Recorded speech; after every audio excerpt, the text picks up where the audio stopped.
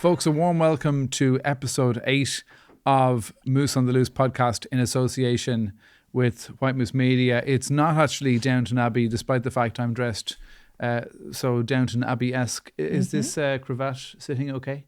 Absolutely. Okay. Perfect, Paul.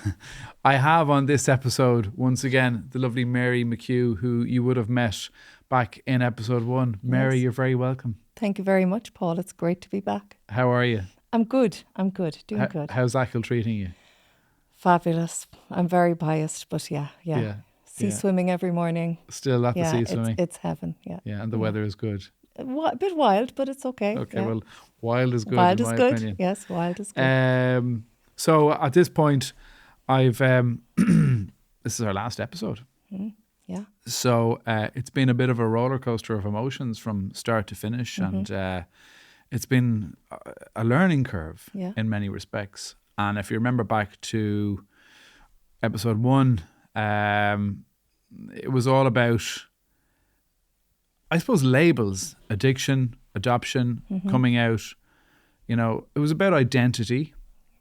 And I had ups and downs with different guests, you know, and some were a challenge, Mary, you know, and I didn't, I suppose when I got into the world of podcasting, I thought it'd be a walk in the park.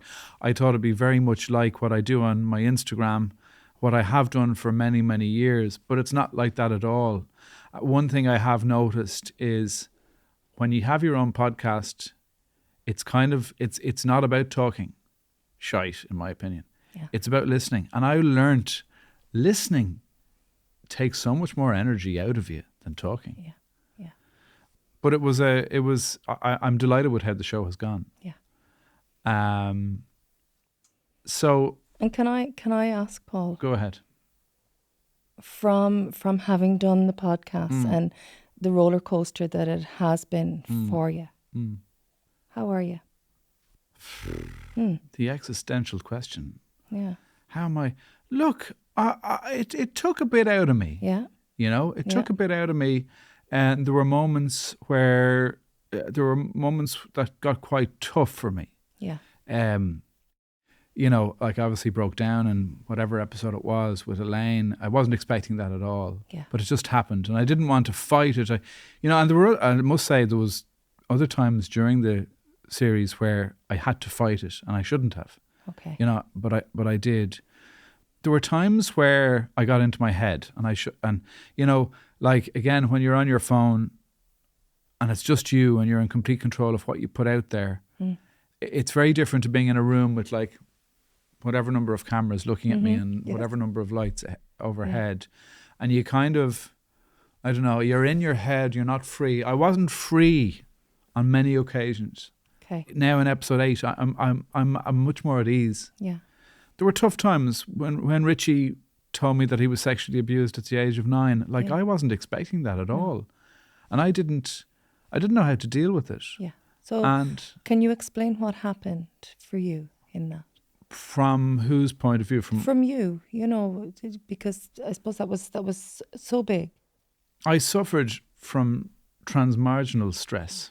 Okay. I sound like a very intelligent person there, as if I've known that word all along. But it was actually you taught me that. I went blank. Okay. Yeah. And I went numb. Yeah. And you froze? I froze. Froze. Yeah. It was like a deer in the headlights. I froze. Yes. I was prepared for a jovial, lively conversation about our move to Achill.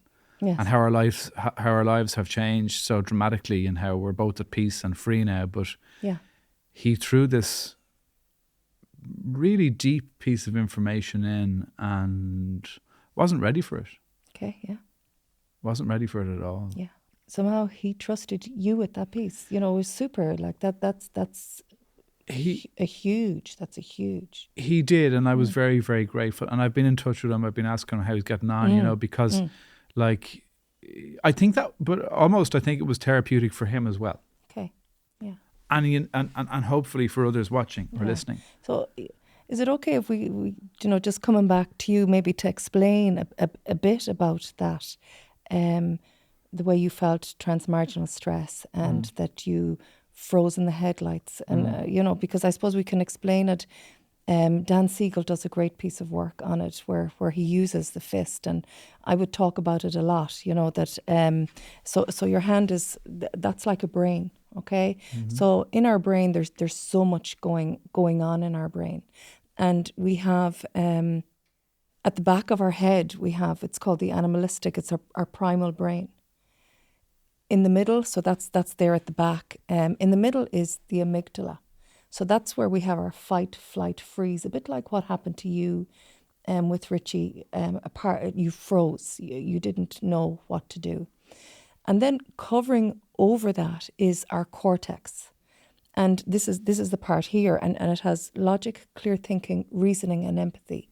So logic, clear thinking, reasoning, and empathy, that's there, okay? So there's a saying that your man is after flipping his lid, okay? Or he's after blowing his top. So when I flip my lid or I blow my top, the cortex is lifted. So logic and clear thinking and reasoning and empathy goes out the window. So that's what happened. I'm presuming for you that logic, clear thinking, you weren't able to think clearly, you went blank, that had gone out the window and you were left in a fight, flight or freeze, okay? So to bring it a step further, if we go to the animalistic, and this is all our lifespan development, and because we've gone through every stage of life, some of us a lot more stages than others, we have in us, the animal brain is very like the newborn, animalistic in nature. They scream to get their needs met. They don't care who's watching, all of that sort of stuff. And I see this here, sort of, it's like the panic, or I would call it the fire alarm system of the house, this being my house. So this is the panic button, which has fight, flight, freeze, and that starts firing off. And when it starts firing off, it flips the lid. And this I see as my 2-year-old self, my toddler self, okay? Very sulky, tantrumy, as a toddler is. So that's what I like to put in that one, the 2-year-old self. This here is my adult. So my adult self actually wraps my arm around my little one, my little me, and keeps everything clear and logic, and there's reasoning. I have empathy for others. So I'm really able to be present, to be connected, to be at home. But when this happens, I'm not connected. Just like what happened with you, that I disconnected. So how do I get my lid down? So I've disconnected, I'm gone blank. It's like, what's happening? How do I get my lid down? Would you think? You need to reconnect, don't That's you? right, yeah. So there's another really great saying, and it is, your man, it need to cop onto himself. He needs to come to his senses. So I have 5 senses. I see, I hear, I smell, I taste, I touch. And as I start to see and look at somebody, listen to what they're saying and come back, the lid starts to come back down. And my thinking as well, that connects me in with my gut, you know, my 6th sense, and that is being at home in myself. And when I'm at home in myself, there's ease. When I'm not at home in myself, I'm on edge, I'm tense, I'm tight, there's dis-ease. So that's the way, that's what happens in the brain, you know, and it is our default. It can be our familiar pole, you know, the way you, this is what I've learned to do. It's a learned behavior. But what we're actually learning in science now is that we can begin to change these pathways. So there's a neuroplasticity, to change the neuroplasticity in our brain, like what maybe I normally do, and I don't know, Paul, is that something that you would do? That I freeze when something is just too much for me, I just disassociate and I'm not able to remain present. Would you say that's something that you do? Yeah. Okay. Yeah. Yeah. Might be what I'm doing right now. Okay.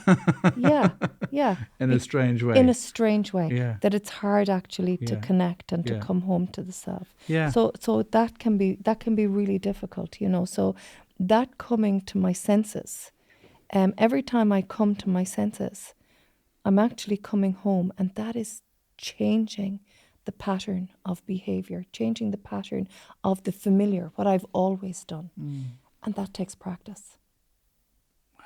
Takes huge practice, as in, for me, mindfulness was my savior. So it is the practice of that, the breathing space, the coming home, the body scan, getting to know my body. What is mindfulness in? So that's what mindfulness. So is there a difference between mindfulness and meditation as such?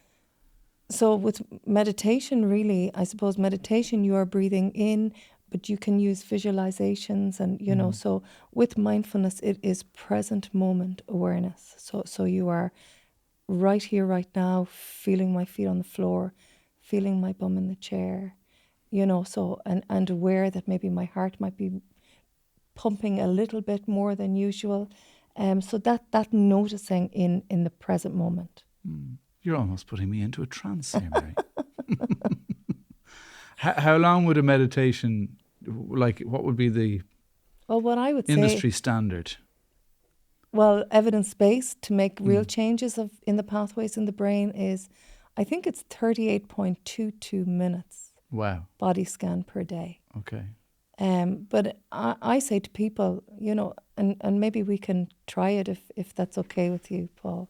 Sure. Yeah. Okay. Absolutely. Yeah, and this is a breathing space. So I call it it's meditation, but I call it medication. That you do this 3 times a day. Okay. Okay. So just become aware of your feet. Okay. Nothing else. Just become aware of your feet. Okay. So my eyes are open. If you like. Am I looking at anything in particular? The camera? No. Just okay. Yeah. Be wearing my your feet. Okay. Your bum in the chair. There. See the way the eyes naturally closed. Okay. And I want you to just notice the breath. Don't change it in any way. Just notice the breath as you breathe in. And as you breathe out. And I want you to ask yourself, Paul, how am I? So sometimes that can be confusing, okay, and can lead to blank. So I want you just to scan your body and check physically, how are you? Are there pains, aches? Am I hot? Am I cold? Hungry, thirsty? So just notice, accept it as it is. Checking now, how am I emotionally? So what's my mood like? Just really check in. How am I? What's my mood like right here, right now? So am I excited? Am I anxious? Am I at ease, not at ease? And whatever is there, again, giving it full permission to be there. And how am I mentally? So is my mind running and racing maybe into the next question? Or is there an at easeness? And now bring the focus to your breath again. So I want you to follow the breath all the way in and follow it all the way out. Just being with the mechanics of the breath. Staying with it. The mind will wander. Just bring it back to the breath as it enters the nose, catches the back of the throat on the way down. And expanding out the awareness now once again. How am I? So a quick check physically. How am I? Emotionally, how am I? And mentally, how am I? And in your own time now, just allow the body to stretch. And the eyes to open. Morning. Morning. Yeah. That was good. I'm in a different headspace now. Okay. It's kind of like the cameras aren't even rolling anymore. Okay. Yeah. I do know, and I did notice in all episodes, but like you're not free because, as you said there, you're talking, and I'm listening to you. Yes. But I'm thinking, what's my next question? Yeah. And I'm thinking, are you going to finish? Yeah. And I go blank, and I haven't a fucking clue what to do. Yeah. And here I am on my own podcast, not knowing what the fuck to say. Good. Yeah. And that's going through my mind. No, I hear it. And it's really great. But it's really great that you say that, you verbalize that out, because but you have freed that from me. You have. Yeah. Okay. Again, it is that that coming home, because when I come home, I connect, and then everything else falls away. And I say to people, do it 3 times. It's only 3 minutes, but we spend, and I can speak for myself, I spend so much of my time not at home, in myself. So it's that piece, Paul. The coming home is where the ease is. But I'm constantly searching outside of me to fill that place. That actually it is Paul himself. So if you go back to the brain, it's the little one. Okay, this is the 2-year-old. It's the little one that's actually screaming for Paul to this is the adult, but he's fecked off and left the little fella to deal with all the situations, okay? Because when you're in panic, it's the little one that's at home. Whereas actually if I come home, everything's okay. It's freeing. I can handle anything. But when my lid is lifted, the 2-year-old is on the set and he can't cope. No. And that's what happens us. Yeah. Yeah. I've been to a good few times in this show. Okay. Yeah. I was 15 as well at one point. And 15, but that's our life span development. Yeah. Absolutely. Until the adult. And you know, there's a lovely word for adulting. And it is responsibility. So it's the ability to respond to a situation. So that I have the ability to respond. Do you, like, just in terms of talking about like putting an age on 2 or 15. So I think that a lot of my development, let's just take it from, I'd say from 18 to 31, I was perpetually drunk or in bed. So I think I lost about 12 years of my life. So I think my development, have I developed slower? Like, has my development been stunted by that missing chapter? Okay, so I'm going to say I don't know. Yeah. But what's going on for me and is actually, who's the one? It's frozen, you know, or what is it? You know, somebody that has been frozen in time, and actually you wake up, but developmentally you haven't moved on because I froze at that place, or there's another freezing at another place where a trauma or something happened. A bit like PTSD as well, you know, that post-traumatic stress, that if something happens when I'm 2 and I smell something, and again, this is the senses, and it triggers me and I'm right back there again. I'm right back in that place again. But it's a bit like euphoric recall for addicts. Okay. Like sometimes you just get a smell or hear a sound or hear a song that brings you back to a place where you were using or That's drinking. Right. Yes. And it's a trigger. It's a trigger. Absolutely. Yeah. Also, like, I mean, we met Jason in one of the earlier episodes, and there's a bit of an age gap between Jason and I. Okay. You know, and a lot of people might have commented on that, and I wonder again, was the reason I went out with Jason, who was that much younger than me, was it because mentally we were at a similar age because I lost to 12 years of my life? Do you know what I mean? Yeah. So that could be another. I'm just thinking that that's absolutely. there. Yeah. That could be probable. You know, Paul. There's lots of things there. You know, sort of that, whether it's that whatever father figure, maybe that was something unconsciously you were searching for. And sometimes we put out actually what we're looking for. So we do unto others what we would like done unto ourselves. And that somebody to mind me in some way, you know, and I, again, I'm not sure, but how that would fit in any way for you. Well, all I can tell you, Mary, is that I don't really do relationships well. Okay. Like, and I, in my head, but maybe understandably. Yeah. Well, I mean, what I like, again, and I think this is pretty common amongst adopted people, that relationships are usually dysfunctional because, Like I know with me, you know, I start seeing somebody and it's like move in with them in a few days, Jason. So we spoke about the Tinder date on the Friday, and then meeting on the Sunday, and then moving in together on the Tuesday, and living with each other from that point for 6 years.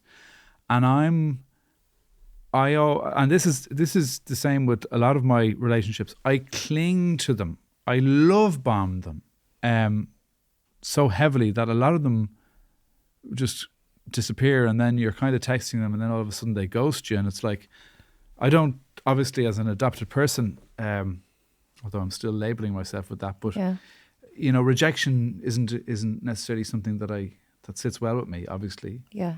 I suppose what's going on for me, Paul, when you talk about that, I'm going back to the feeding again. Yeah. So I'm going to take all the milk I can get while I'm getting it, because I don't know when I'm going to get it again. That came very strongly to me as you were. So it's that piece that I take every bit that's on offer, because I'm not sure. And this is the milk how long this will last. This is the milk that I never got, because I would have never been breastfed. Yeah. You know what I mean? Yeah. So. But it's that longing for what's innate in us, that is, you know, like an animal. They know that milk is there to be got, but that maybe I didn't get it, or how I got it was maybe not with nurture, and we don't know. We don't know, was there not a loving nun feeding you a bottle, or we don't really know, but the body knows, and it is that piece. Talk to me about oxytocin. So oxytocin is a hormone chemical that actually, I suppose, enables the bonding. It is that bonding, that connection. And you would see that in, so if we look at mother and baby, but it's also in the very beginnings of new relationships, where you can't get enough of each other, and you're holding each other. You know, the eye contact is so intense, and it's like you could eat them up, you know. So there's all of these things that goes on in the same physical way as a mother with a baby. So the very beginnings of a new relationship has a lot of that. That's why a lot of teenagers, you'll see their necks are at, because like this is their first time at it, and they are eating into it. Jesus Christ, Mary. So they're eating, you know, Yeah. So they're actually Literally. that sort of animal. Literally. Yeah. And it is to get more of this feeling. But the oxytocin, you know, it abates. It abates. And then, you know, that's when, I suppose, not that oxytocin isn't real, it is real. It's a bit, nature has an amazing way. I see it with grief as well, that when a grief happens, there's nearly a balm put over us in order for us to manage. You know, you'd have known it maybe with Rinko. You know, there's a balm that is put over. I was numb, Mary. Okay, yeah. I couldn't function. There. Like I was neither happy nor sad. Yeah. It was like, that's sort of it's sort of a balm. The balm, and then it sort of comes off, and you're dealing with the grief, the rawness of it. So with oxytocin, that in relationship, you're actually then beginning to see each other, and that's where real love happens. So so like I would probably have a bit of an oxytocin imbalance then, or I'd have an overdose of it, or so, because I didn't have the oxytocin from the mother-son relationship, the newborn. Well, I mean, can that oxytocin come from an adoptive parent? Okay. Absolutely. Okay. You know, I can imagine your mum, 100%. your dad, this baby, and a 5-week-old baby, like it's just, I can just imagine all that was going on. So that's why I said at 5 weeks, like, wow, that you got the love. And you know what? They love bombed me. Okay. You know? Okay. Maybe that's why. Okay, but just listen to that. And I don't mean that in a bad way. Yeah, but just listen, Paul, to maybe that's why. So So there's a maybe that's why. Maybe that's why. There's a questioning. And I'm wondering, what is that need to get this answer of maybe that's why? And I'm just curious about, I am as I am, it is as it is. Acceptance. Okay, so Like, can you accept you? I think this is part of the road to acceptance. Okay. I think this is a very fundamental step in getting there. If I was to ask you, what happens in your body when I said that to you? What do you feel in your body? Relief. Okay. To finally reach acceptance. I'm there then, freedom. Okay. Freedom. Yeah. Peace. Yeah. And my move to Achill, I'm now at peace and I'm free there. And acceptance is, let's say I'm 9/10 of the way there, I'd imagine. Yeah. Doing what we're doing now is getting us even more closer. Yeah. And having you on is also another step. Yeah. Yeah. But let me bring it back to, because I think it was I think when Renko died, that was on April the 28th. And it's now whatever it is, well on. So that's whatever number of months ago it is. But it kind of still hasn't hit me. No. I'm kind of still embalmed. No, absolutely. Like, the other thing I thought we might just touch on briefly was, obviously I had a bit of a mad existence up until my move to Achill, and I was dipping in and out of active addiction. And, I'd love to be able to say to you, Mary, look, I'm clean and sober for 15 years now straight, but that's not the case. And I've had my slips and my ups and my downs. And to be honest with you, the way I do it now is I live in the day. I don't think counting is helpful. I don't think, I'm 5 weeks. Well, there's a coin for you. Great. It's like, for today, I'm not drinking. Yeah. And that's as much of a reward to me as a coin for 10 years sobriety or whatever.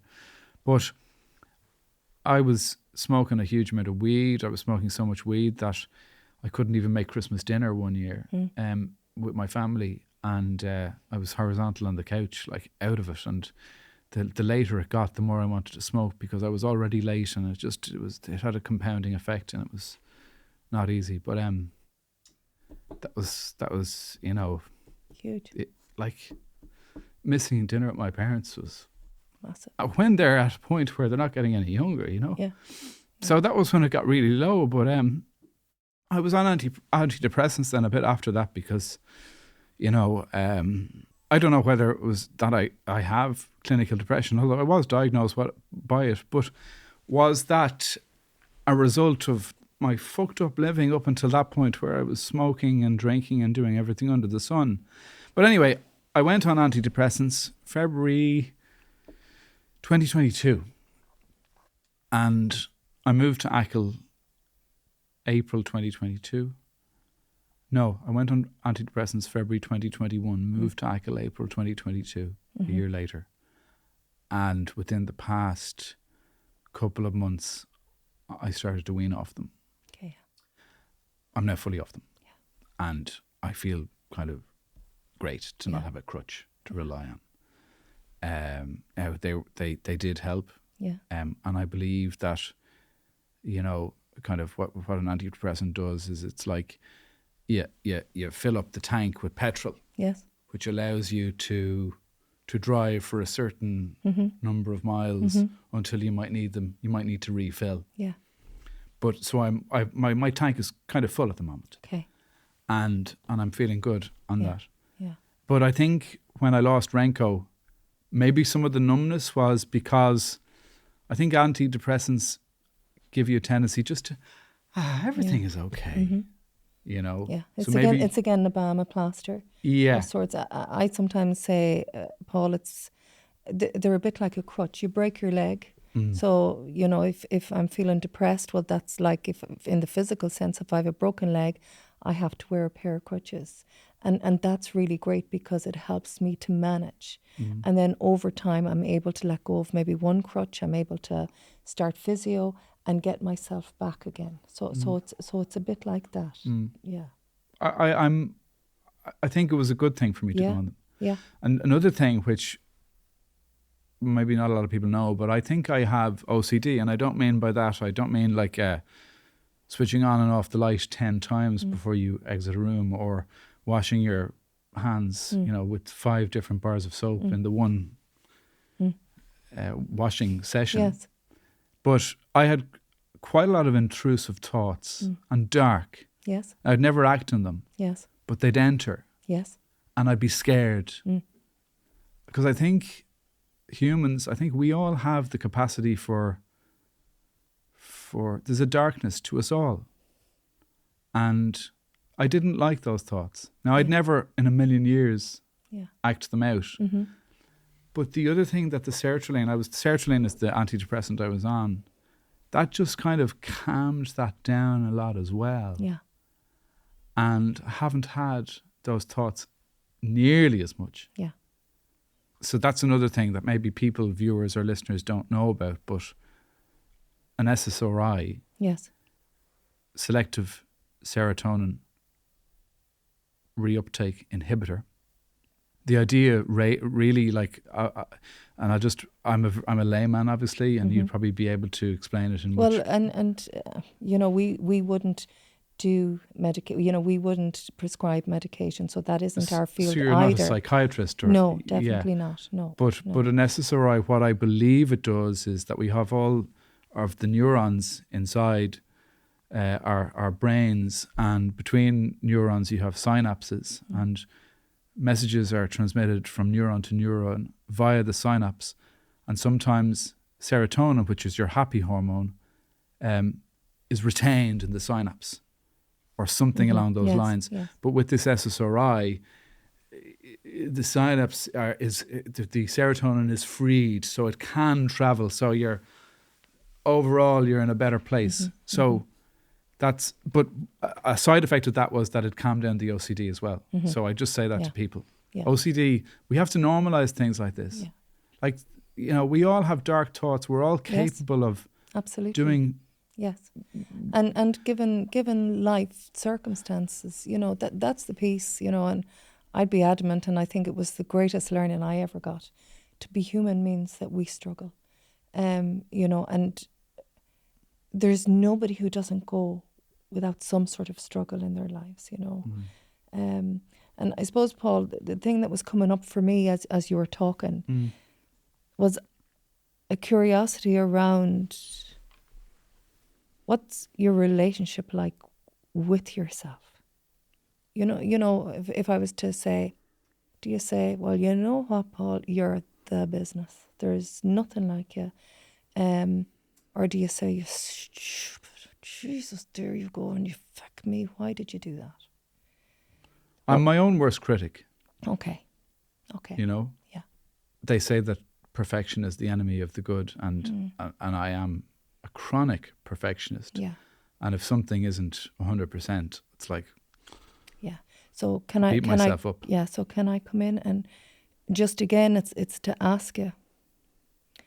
I have a real feeling, as in Paul has a real feeling of being rejected. But when Paul isn't at home and he's in that panic place, the 2-year-old is at home. But when you do come home, you reject yourself. You attack yourself. You're vicious to yourself. And if you imagine a 2-year-old that the adult is gone all day and comes back and is vicious to him, what would that do to him? What would it do to you? If you imagine, you know, say mum and dad left the house, left you all day, and you're petrified, overwhelmed, anxious, and they come home that evening and they are vicious to you and they give out to you, what would that do to Paul? Yeah, it's not a good outcome. Oh. So when I'm continually doing that, because that's what I'm doing in my brain, when I'm continually doing that to myself, when the very thing I want is connection, and the connection is with me. I need, and you know, it's so important for us to begin that we are constantly searching outside of ourselves to connect. Whether it's in relationship, with drugs, with drink, we are looking for that hit. That hit is in here, waiting for me the whole time. Is it still inside me? Am I getting nearer to it? Okay, so ask yourself. Okay, because there's that want for somebody else to tell me.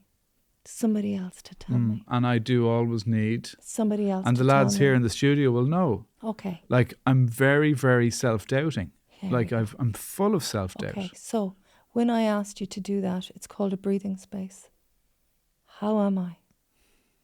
Because no wonder I'm self-doubting, because I'm never at home. When I am at home, I'm given out to him. So he doesn't trust me. So he can't tell me how he is, because why would he tell you? Yeah.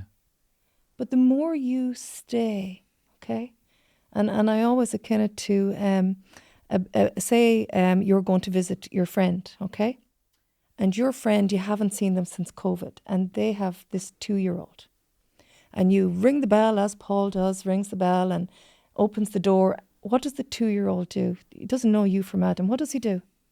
Mommy. Yeah, so he shoots back in here, the corner, okay? Yeah. So anyways, Paul is chatting away to Jane, we'll say. Paul is chatting away to Jane. What happens to the little can I just fella? say one thing? Yeah. This is the way the universe works. Go on. One of my best friends is a Jane. Okay. And I think her child is about 2. There. Okay, so Jane's little one. But Mary, I don't think that kind of shit happens just as a pure. I think there's a reason for it. You know, that's no, there is a synchronicity. God. Yeah, and that's God. Yes, that's the more than absolutely. That's not the man with the hairy beard. Yeah, no. Up in the clouds. No. Speaking like that. Yeah. So I would make a suggestion to you, if that's okay. Go ahead. So Jane's 2-year-old. Okay. I want you to just really see Jane's 2-year-old as you. Okay. Okay. So the care that this little one needs. So a boy or a girl? One of each. One of each. The older one, so the younger one, I believe, is a girl. Okay. So in at the back of the chair she is, okay? And Paul is yakking away. What happens to this little one at the back here? Well, she's not involved in the conversation. No. She's sitting there, she's listening. That's right. So she starts to get curious and she starts coming around. And then she starts eyeballing you and she thinks, Jesus, he's a bit of crack. Yeah. I'm going to show him my dolly. So that is about you. This is you. And the more you stay, the more Paul can begin to show Paul who he is. If that makes sense. Yeah. Because Paul needs to find out who he is, not to be maybe needing to try and find out from other people, who am I? Yeah. Let the question drop. And Mary, that all sounds fabulous. Yeah. And it all sounds well and good. Yes. And I'd love to be able to show myself the dolly. Yes. But how? Is it like therapy? Is it like CBT? Is it sea swimming?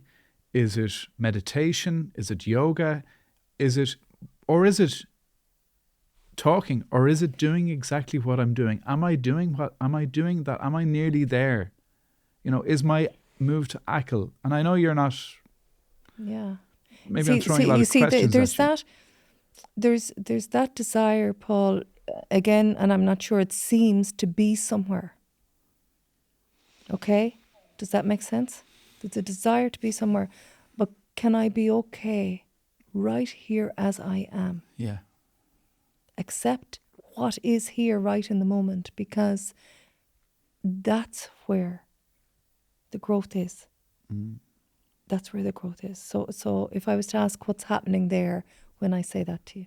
I'm questioning in my head. Yeah. Like, I'm the world's worst overthinker. Yeah. And as you talk to me, I'm listening to what you're saying, but I'm also admiring the fabulous scarf you're wearing. Then I'm also... Yeah, so just hear that. It's really hard. And again, with compassion to yourself, it's really hard for you to stay. And that's okay. I can't stay. That's okay. And I'm looking at your body language. Yeah. And I'm looking, when I'm speaking to somebody, I suppose 20% of it is listening to the words they say. And my mind is racing. Running. You know? and I'm questioning in my head as they're saying it, why did they say that? Yeah. And so much so that the next subject they move on to, You're still there. sorry? You know? Yeah. So what I would say, just something simple, Paul. I am breathing in. I am breathing out. I am breathing in. I am breathing out. I'm fucking breathing in. I'm fucking breathing out. So when I'm doing that, another thought can't come in.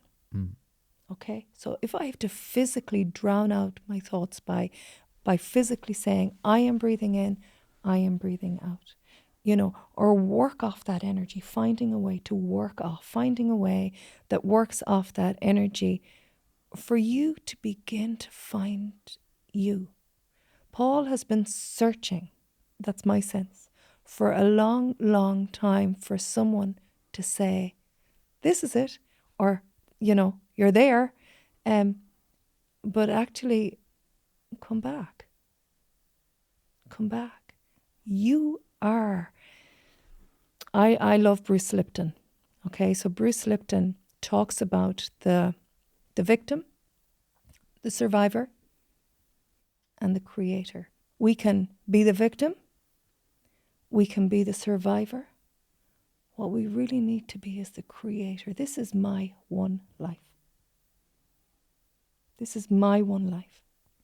So if I'm constantly looking for something, I'm not here and I'm not living. Am I, and just I'm thinking of this as you speak, am I, you know the way I have a social media presence? Yes? Instagram is not reality. No? Instagram versus reality. You have memes and everything about it. But am I creating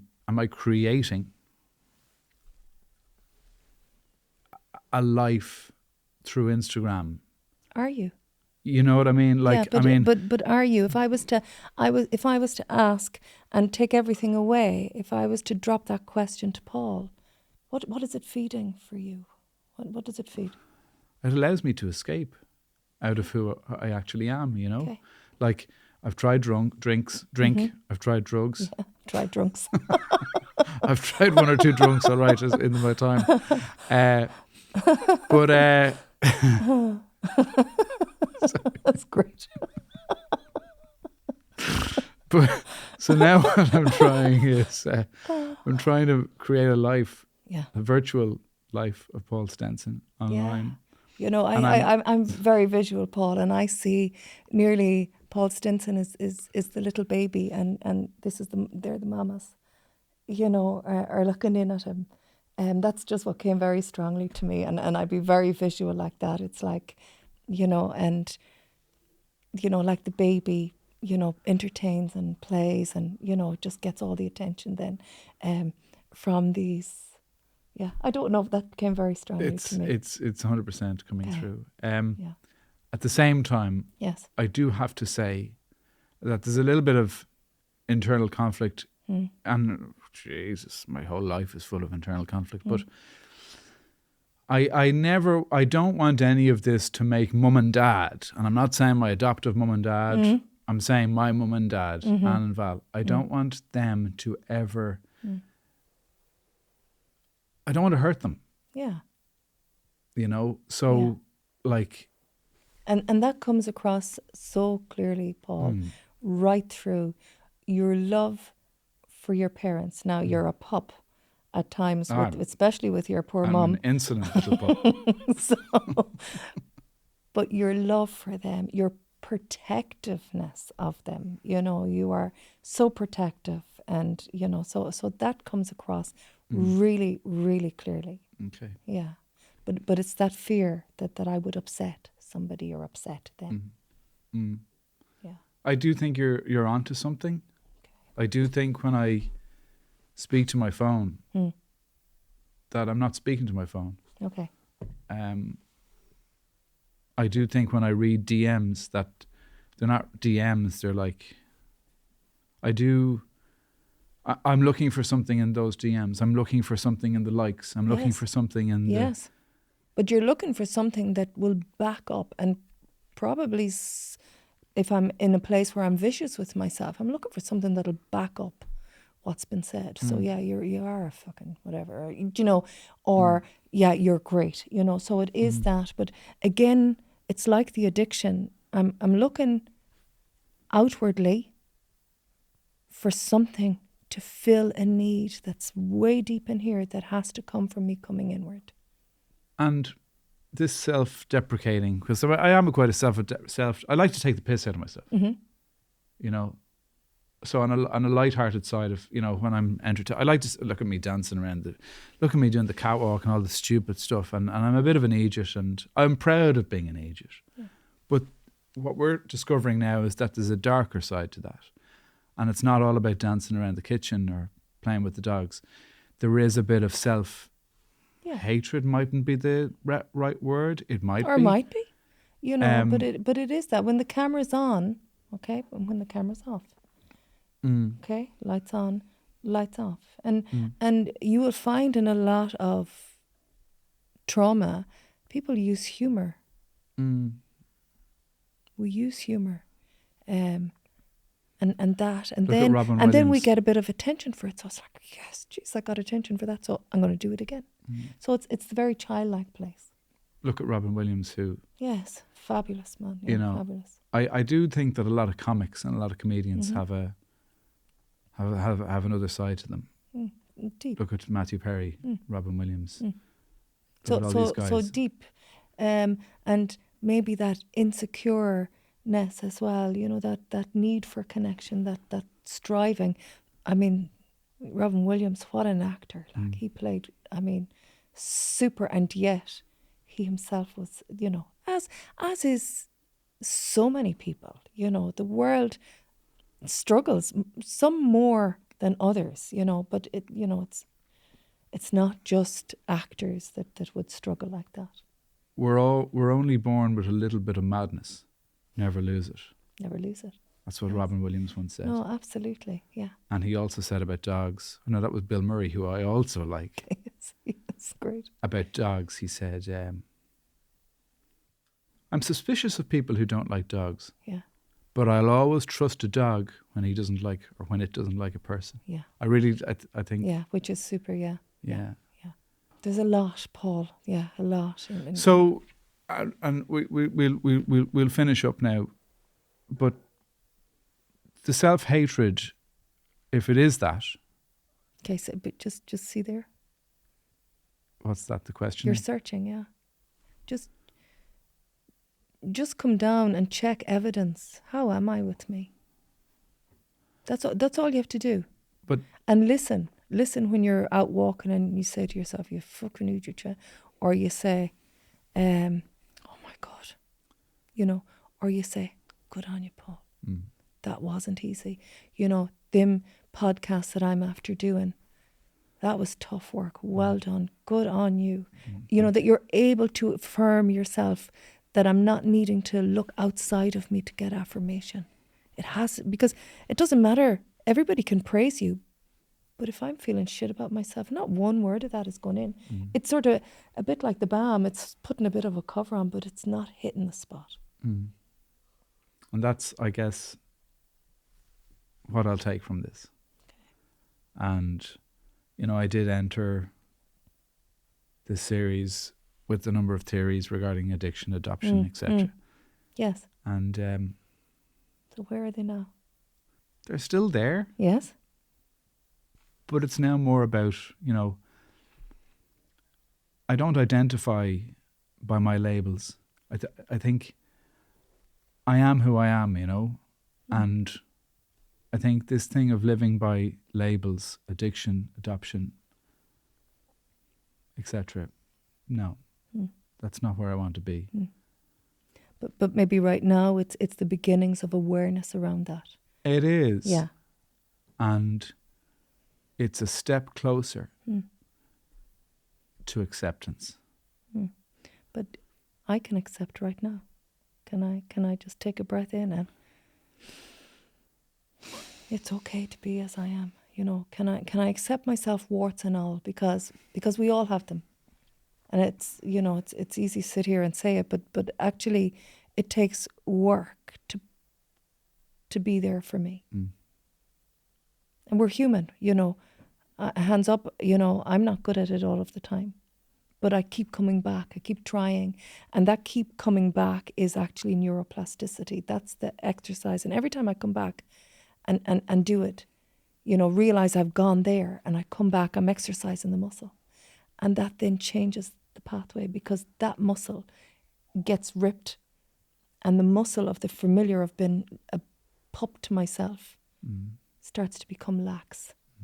Okay, but right now, maybe for you it's ripped. It's a ripped six-pack. This muscle of vicious.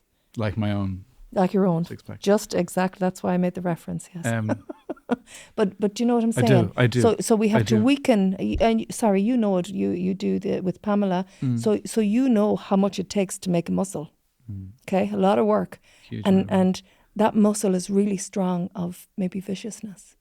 And we have to weaken that muscle and we have to strengthen a muscle of kindness. Okay. Compassion. If you were to sit and you were to listen to Paul's story, somebody was to say, you know, this is John, he was adopted at 5. How might you feel towards him? 5 weeks, sorry. How might you feel towards him?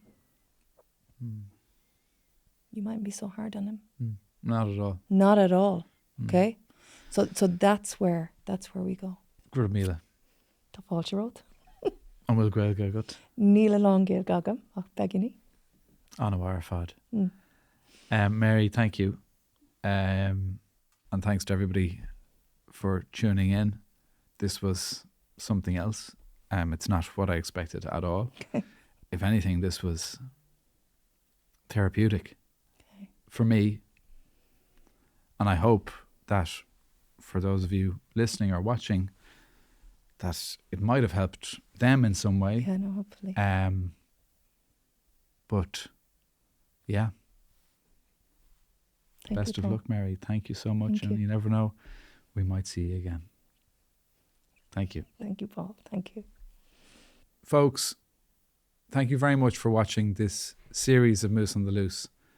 And I guess if there's anything I take from this, and perhaps you will too, it's one word: acceptance. It's learning how to accept oneself and embrace it.